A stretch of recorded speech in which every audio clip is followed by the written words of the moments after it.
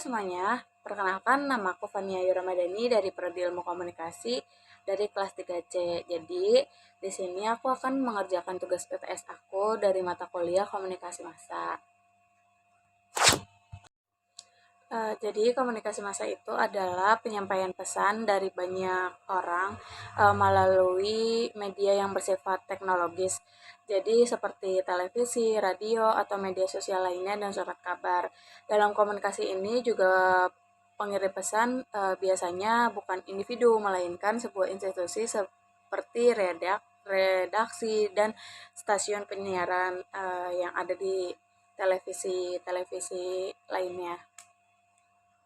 Ciri khas komunikasi massa itu bersifat satu arah dan bersifat tidak langsung dan terbuka untuk publik dan memiliki audiens yang sangat luas. Jadi media massa juga memiliki fungsi penting yaitu kayak memberikan informasi, mendidik, menghibur dan pengawasan sosial. Dan komunikasi massa itu juga memiliki efek. Jadi efeknya itu dapat berupa pengetahuan atau kognitif, perasaan atau efektif, dan perubahan sikap atau konatif. Karena itu media massa juga bisa mempengaruhi cara berpikir, merasa, dan tidak bertindak untuk masyarakat. Seorang komunikator komunikasi massa juga harus memperhatikan biaya, kompleksitas pekerjaan, dan juga daya saing agar pesan yang disampaikan itu secara efektif dan menarik perhatian khalayak. Dan selain itu juga komunikator harus bisa memiliki etos yang kuat dari niat baik, pikirannya jernih, dan karakternya juga moral. Dalam prosesnya juga terdapat dari gatekeeper. Jadi seperti contohnya itu kayak editor dan produser, dan berperan juga kayak menyeleksi dan mengontrol isi pesan yang sebelumnya disebarkan untuk publik. Jadi kayak sebelum disebarkan di media sosial itu harus di gatekeeper dulu. Nah, jadi di luar juga itu dapat regulator seperti pemerintahan, pengiklanan, dan organisasi provinsi yang berfungsi juga untuk mengatur dan mengawasi jalannya arus informasi tersebut gitu. Audiens komunikasi massa juga bersifat besar seperti kayak heterogen, anonim, dan bersifat secara fisik dari komunikator. Namun mereka juga tetap menyaring atau memfilter pesan berdasarkan kayak budaya, pengalaman mereka, kondisi psikologis dan keadaan fisik mereka sendiri. Dan meskipun komunikasi massa juga cenderung untuk satu arah, umpan balik atau feedback tetap terjadi baik secara langsung misalnya kayak melalui komentar atau survei maupun secara tidak langsung. Jadi kayak kalau tidak langsung itu seperti polling dan data rating dan analisis lembaga. Dan komunikasi massa juga membahas berbagai aspek penting dalam komunikasi massa, dari mulai etika, hambatan, model, arus pesan, hingga dari bentuk-bentuk komunikasi massa itu seperti surat kabar, majalah, radio, televisi, film, dan internet. Gitu. Jadi dalam etika juga komunikasi massa, seseorang jurnalis harus bertanggung jawab atas isi beritanya. Menjadi kebebasan pers disertai tanggung jawab, menjunjung tinggi objektivitas dan keadilan. Media juga tidak boleh berpihak, harus memverifikasikan kebenaran berita dan memberikan kesempatan pada semua pihak untuk menyampaikan tanggapannya. Komunikasi massa juga memiliki hambatan seperti contohnya kayak perbedaan kepentingan, prasangka, perbedaan budaya dan bahasa, serta dari faktor teknisnya. Jadi meskipun dari hambatan-hambatan itu juga demikian, juga keutamaannya adalah ada jangkauan luas dan kemampuan penyebaran pesan ke berbagai lapisan masyarakat. Dan di sini juga ada beberapa model yang aku tahu itu. Di sini ada 3 model.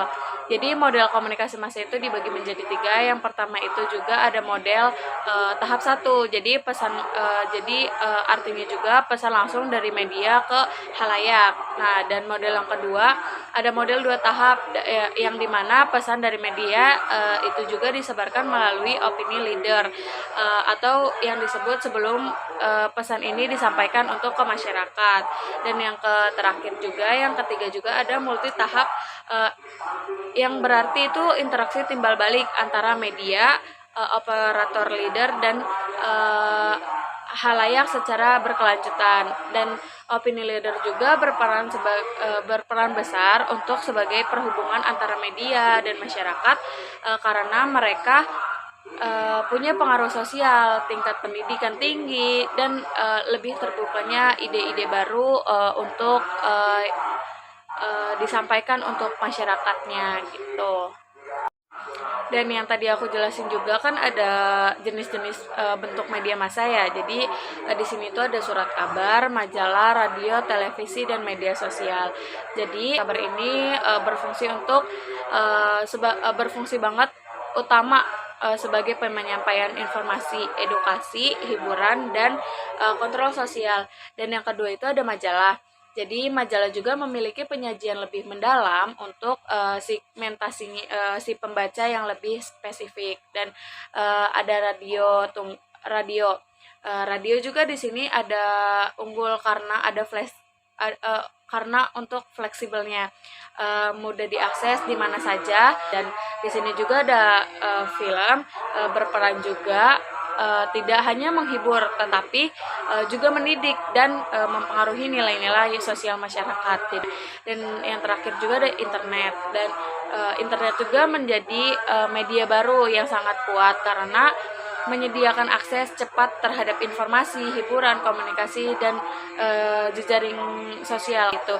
Jadi dampak atau efeknya itu dapat dirasakan dalam dalam kehidupan ekonomi, sosial, bahkan kebiasaan masyarakat sehari-hari. Mulai ada perubahan pola pikir, perilaku konsumsi, hingga cara berinteraksinya gitu. Jadi untuk kesimpulan aku yang tadi aku jelasin tentang komunikasi massa itu adalah proses penyampaian pesan kepada halayak luas melalui berbagai media seperti televisi, radio, surat kabar, majalah, film, dan internet yang berperan penting dalam membentuk pengetahuan, memberikan sikap, memberikan perilaku masyarakat untuk dikomunikasikan.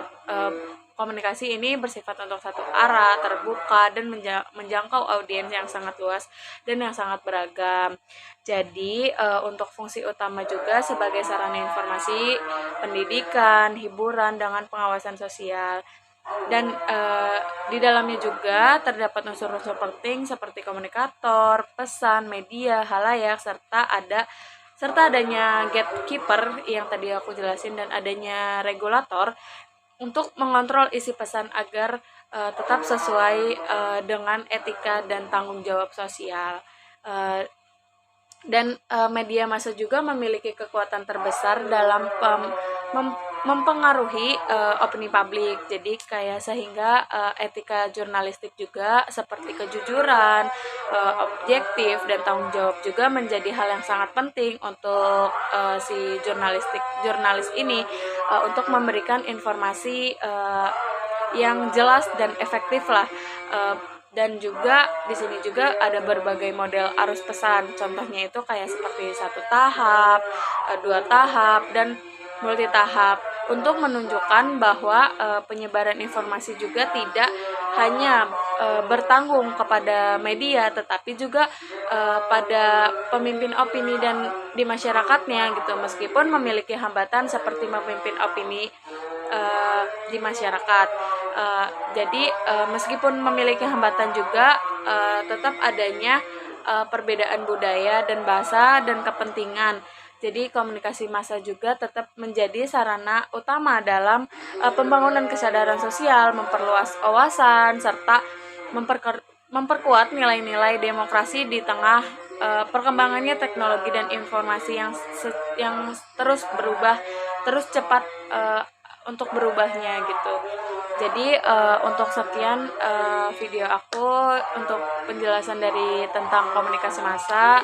kurang lebihnya mohon maaf, aku tidak fokus karena penglihatan aku emang seperti kayak gini gitu. Jadi mohon maaf sebelumnya untuk POEN. Sekali lagi terima kasih banyak. Mohon maaf kalau ada kekurangannya. Wabillahi taufiq wal hidayah. Wassalamualaikum warahmatullahi wabarakatuh. Bye bye.